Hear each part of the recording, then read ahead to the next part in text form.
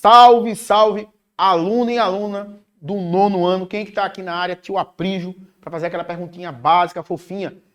Tem aluno aí? Eu espero que sim. Por favor, produção, vamos para o nosso próximo slide, para a gente justamente mostrar onde nosso conteúdo hoje vai estar gravitando. Então, a aula nossa é a aula 12, né? O eixo é matéria e energia. O nosso objeto do conhecimento / conteúdo é o quê? Ligações metálicas, tá? Então, é a continuação das nossas últimas aulas. A gente está reforçando hoje aqui. Qual é a habilidade que a gente espera edificar, construir com você? É compreender que as ligações metálicas, também conhecidas como ligações metálicas, são ligações químicas que ocorrem entre átomos de metais que influem livremente por uma camada cristalina bem definida. As ligações metálicas são representadas por dois parâmetros: o modelo de nuvens de elétrons e o modelo da teoria das bandas, tá? Então, volta aqui comigo, por favor, produção. Então, é onde esse será o terreno que a gente vai estar justamente andando para construir esse saber, para dar a você essa oportunidade de aprender e saber um pouquinho mais o que seriam essas ligações metálicas. Então, por favor, produção, vamos para o nosso próximo slide para que a gente possa metabolizar isso com mais precisão. Então, essa ligação metálica, a gente pode dizer propriamente dito, e aí eu vou chamar a atenção de vocês com relação a essas informações. Uma ligação metálica é uma ligação que ocorre entre metais e metais.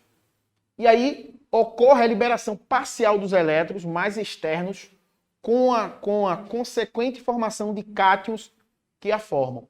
Por favor, produção, volta aqui comigo para eu chamar a atenção com relação a isso. Então, primeira coisa que eu quero chamar a atenção, e não esqueçam disso. Ligação está ocorrendo entre metais e metais. Como vocês sabem, os metais tendem ao quê, gente?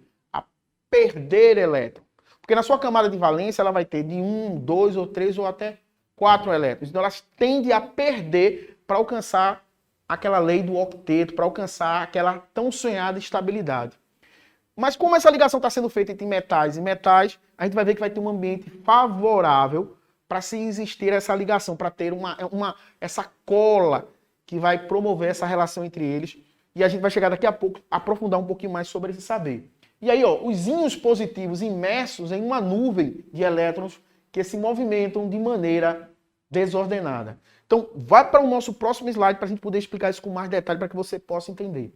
Então, quando você percebe aqui, a gente tem o que a gente chama de nuvens ou o chamado modelo do mar de elétrons. Então, essa movimentação, esse direcionamento, ele é interessante porque tanto no sentido de atração como de repulsão, ela não tem um direcionamento fixo. É o tempo todo ocorrendo de forma aleatória. E isso permite com que essa ligação se torne muito intensa. Porque a gente teria aqui essa relação que está entre esses chamados elétrons livres, tá? Com a carga negativa, e a gente teria esses átomos que estariam justamente tendo um comportamento de cátion, porque eles estão perdendo o elétron. Então, nesses cátions que estão extremamente afastados desse núcleo, desses átomos metálicos, vai permitir com que ocorra essa interação com esses elétrons livres dentro desse ambiente aqui, que seria o que a gente chama do modelo de mar de elétrons, ou chamado nuvens de elétron. E com isso permite que essa ligação tenha essa espécie, entre aspas, de cola. Por quê? Porque vai ter uma forte atração e essa forte repulsão, sem ser direcionada. Então a gente vai entender o que isso vai influenciar nas propriedades dessa ligação, nas propriedades que os metais apresentam. Então é bom a gente ter esse olhar muito crítico com relação a essas informações, a ponto de justamente a gente fazer novas mensurações, fazer novas conjecturas com relação a esse saber. Então, por favor, produção, vamos para o nosso próximo slide. E aqui eu queria chamar a atenção de vocês, até a título da gente se posicionar de forma mais precisa. Então aqui a gente teria justamente esses metais. Os metais seriam esses que vocês estão vendo aí de rosa, tá?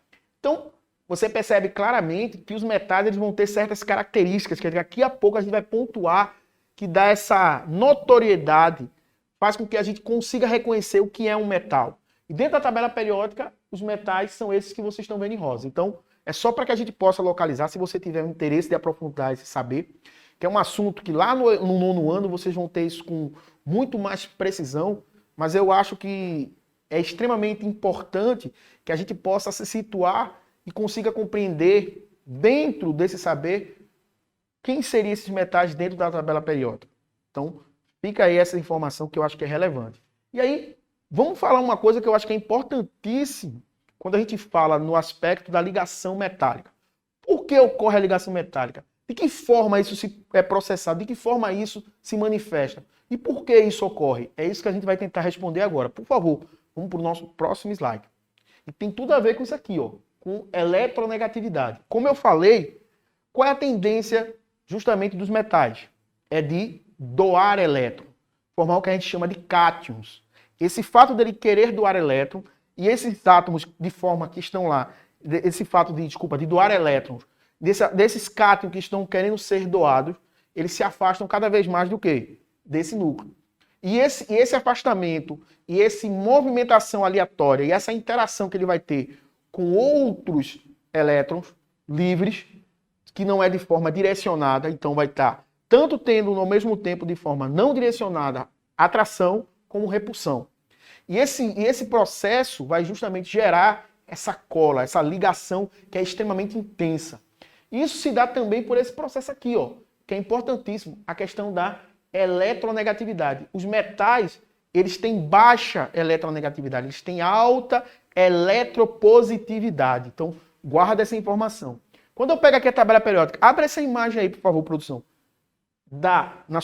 Você olhando de frente essa tabela periódica, você vê da esquerda para a direita, você começa a ter os elementos que têm alta eletropositividade.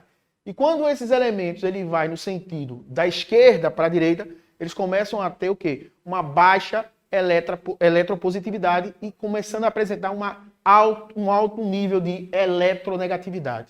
Então, quanto mais à direita, mais eletronegativo. Quanto mais à esquerda, mais eletropositivo. Claro, com algumas exceções pontuais. Mas por essa imagem aqui, por esse recorte, a gente vê claramente esse saber sendo materializado. Então, guarda essa informação. Por favor, produção, vamos para o nosso próximo slide, porque eu acho que é importantíssimo para a gente dar continuidade. Então, quando a gente falou dessa questão da eletronegatividade, só reforçando, o que é que acontece com os metais? Os metais tendem a o quê, gente? A doar o quê? Doar elétron. Abra essa imagem aí, por favor. Então, se ele tende a doar elétron, e essa questão deles serem menos eletronegativo e mais eletropositivo, eles vão formar o quê? Que é importantíssimo também para que se manifeste, para que esteja apto a ter essa ligação metálica, que é o quê? A formação de cátion. Por favor, professor, o nosso próximo slide, que é importantíssimo a gente reforçar essas informações. Então, essa formação desse cátion seria um movimento importantíssimo para se garantir, ser um garantidor dessa ligação metálica. Por favor, produção, nosso próximo slide para que a gente não possa justamente perder. E aí, eu queria dar aqui alguns exemplos das chamadas ligações metálicas, mas aqui no caso na forma de ligas, ou ligas metálicas. Por quê, gente? Quando a gente fala de ligação metálica, a gente pode falar de uma ligação metálica que ela é feita a partir apenas de um tipo só de átomos. Por exemplo, imagina que eu tivesse uma ligação metálica a partir da formação dessas nuvens, ou mar de elétron, a partir apenas de sódio. Apenas o sódio se ligando. Mas a gente percebe também que a gente vai ter a formação também de ligas.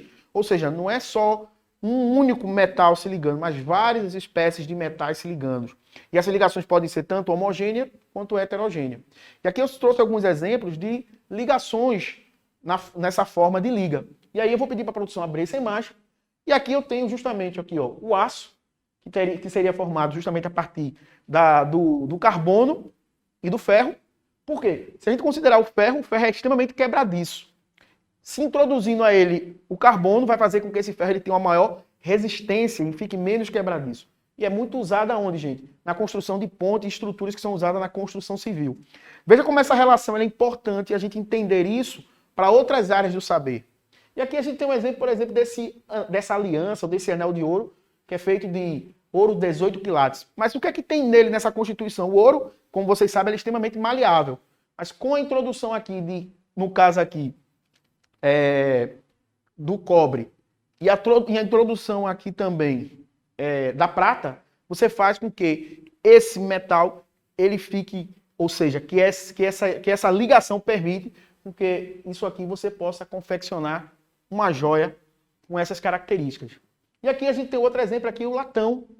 Aqui em cima a gente também tem um exemplo, ó, o aço inoxidável, tá?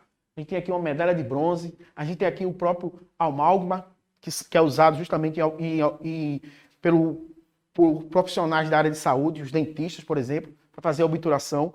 Lembrando que isso aqui já é uma coisa que está sendo abandonada. Eu acredito que hoje, possivelmente, não está nem mais em uso. Se tiver, é uma coisa muito rara. E aqui a gente tem um exemplo também de fuzis, tá? Ou fuzil, que é também usado justamente para esse tipo de material, esse tipo de ligação metálica é muito bem-vinda. Então, volta aqui comigo para mim, produção, por favor. Então, a gente entender as implicações das ligações metálicas a partir do nosso dia a dia, a partir do nosso cotidiano, faz com que a gente compreenda como é importante a gente entender como as ligações metálicas estão tão próximas do nosso dia a dia, estão tão próximas da nossa realidade. Então, saber disso faz com que a gente comece a ver que existe um significado, um significante maior desse saber. Não é algo que está distante da tua realidade, faz parte do teu dia a dia.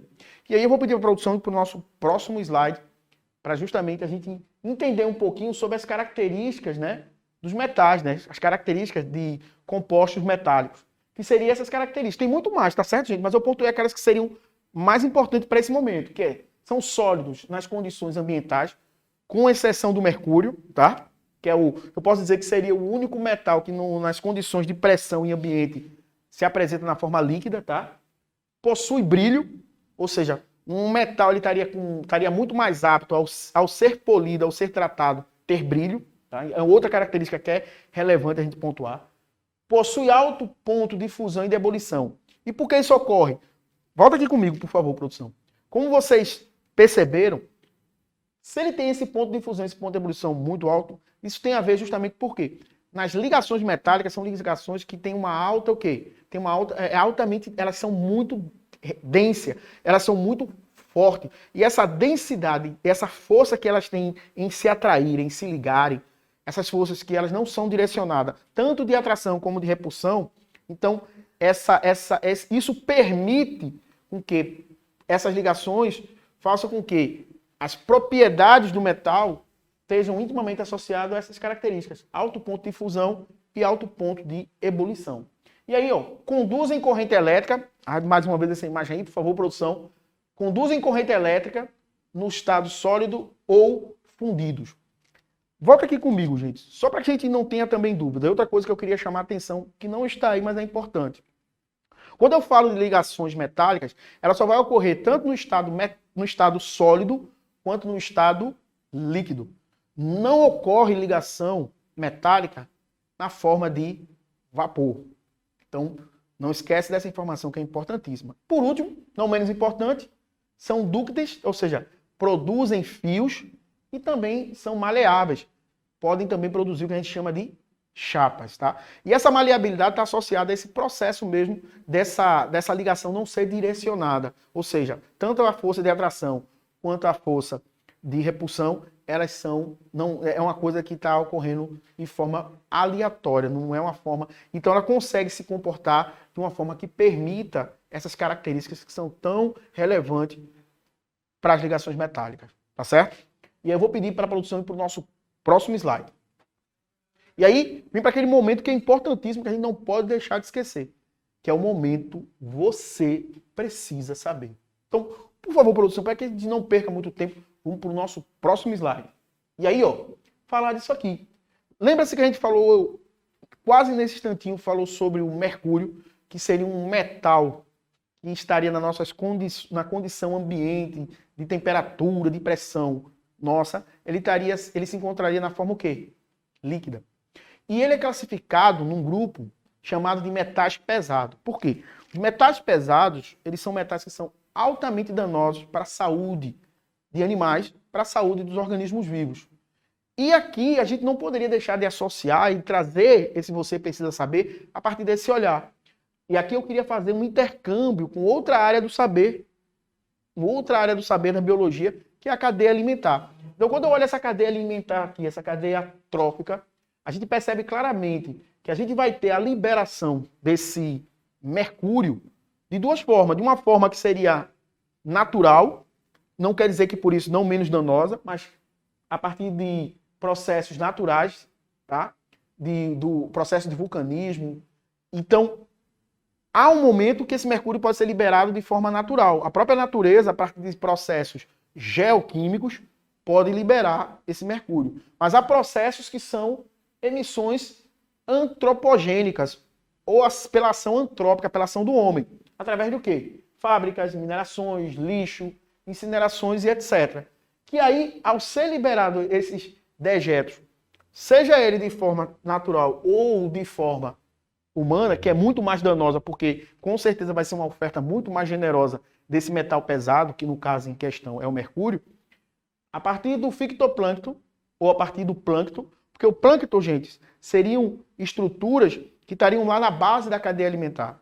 E aí o plâncton estaria dividido em fitoplâncton, que seria propriamente dito aquilo que está dentro do plâncton na base da cadeia alimentar, e o zooplâncton, que seriam esses animais extremamente pequenos, extremamente quase beirando a ser microscópio, propriamente dito. Então, preste atenção nessa informação. E aí eles seriam ingeridos por um peixe que se alimentam, né, dessa base, dessa cadeia alimentar, e ele seria alimento de um outro peixe, que consequentemente de um outro peixe, até chegar, por exemplo, a um mamífero ali, no caso ali um golfinho, a um cetáceo. E vê que coisa interessante, esse acúmulo desse metal pesado, desse metal que é altamente deletérico, altamente danoso para organismos vivos, vai sendo acumulado. Então, a quantidade que eu tinha desse metal pesado, no decorrer da cadeia, vai aumentando. Se você observar aqui, eu vou pedir para a produção abrir essa imagem. A gente tem uma espécie aqui de sinalizador. Vou pedir para a produção, pronto, perfeito. A gente vai vendo aqui, o que vai tendo aqui um aumento, aqui que está em vermelhinho, vocês estão vendo? Ó, vai tendo aqui um aumento desses níveis, justamente, de acumulação. Então, no decorrer da cadeia alimentar, você vai tendo um nível, né, um aumento da presença de mercúrio nesses organismos. Então, lá no último estágio, no último organismo da cadeia alimentar, esse organismo é o que vai ter a maior oferta, ou vai ter a maior quantidade danosa desse metal pesado. E aqui, produção, volta aqui comigo, por gentileza. Vou pedir para a produção, nesse momento, ir para o nosso próximo slide. E aqui, para a gente só fazer um pequeno resuminho, o que seria, então, essas ligações metálicas. É um tipo de ligação, e eu vou pedir para a produção abrir essa imagem, né? Um tipo de ligação que ocorre entre os átomos de metais, quando muitos desses átomos estão juntos num cristal metálico. Esses perdem seus elétrons da última camada, formam-se, então, uma rede ordenada de íons positivos mergulhado num mar de elétrons em movimentos aleatórios deslocados. Então, isso é importantíssimo a gente entender isso. Então, esse mar de elétrons, ou seja, essa nuvem de elétrons, vai promover justamente esse ambiente favorável para que tenha essa cola. Por quê? Porque a gente vai ter essa atração que é comum entre esses elétrons, esses íons que estão lá positivamente carregados e esses íons que estão negativamente carregados. Então, essa força de atração, esse ambiente favorável dessa nuvem, dessa cola, vai promover justamente essa ligação metálica. E como esse movimento desses elétrons é uma coisa aleatória, ou seja, não é algo direcionado, a gente vai ter essas atrações e essas repulsões que vão promover justamente que essa ligação seja o quê? Extremamente o quê? Resistente, extremamente firme. Perfeito? E aí, vamos para as nossas referências bibliográficas, para a gente justamente já finalizar aqui. Por favor, produção, volta aqui comigo. Vou pedir a produção. Isso, perfeito. Volta aqui comigo, por favor, produção. E aqui eu não gostaria jamais de não deixar registrado. Quero deixar claramente isso registrado com letras garrafais. Toda mobilização energética que a gente faz aqui tem apenas um objetivo. Você, aluna e aluno. E não esqueça de uma coisa. Não tenha dúvida disso que eu vou dizer. Nós não viemos aqui para construir muros, mas sim para construir pontes. Tchau, tchau. Tchau, tchau.